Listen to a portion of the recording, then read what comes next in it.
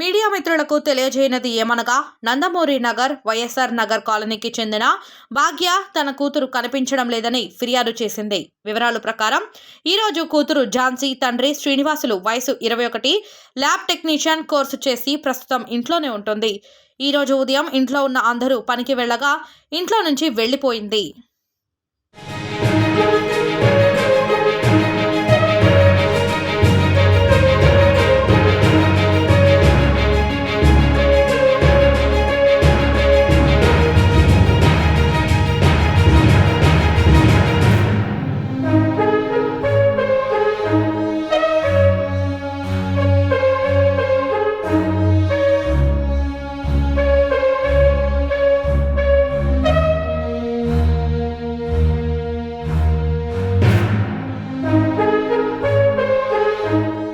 Media మిత్రులకు తెలియజేయనది ఏమనగా నందమూరి నగర్ వైఎస్ఆర్ నగర్ కాలనీకి చెందిన భాగ్య తన కూతురు కనిపించడం లేదని ఫిర్యాదు చేసింది. వివరాల ప్రకారం ఈరోజు కూతురు ఝాన్సీ తండ్రి శ్రీనివాసులు వయసు 21 ల్యాబ్ టెక్నీషియన్ కోర్సు చేసి ప్రస్తుతం ఇంట్లోనే ఉంటుంది.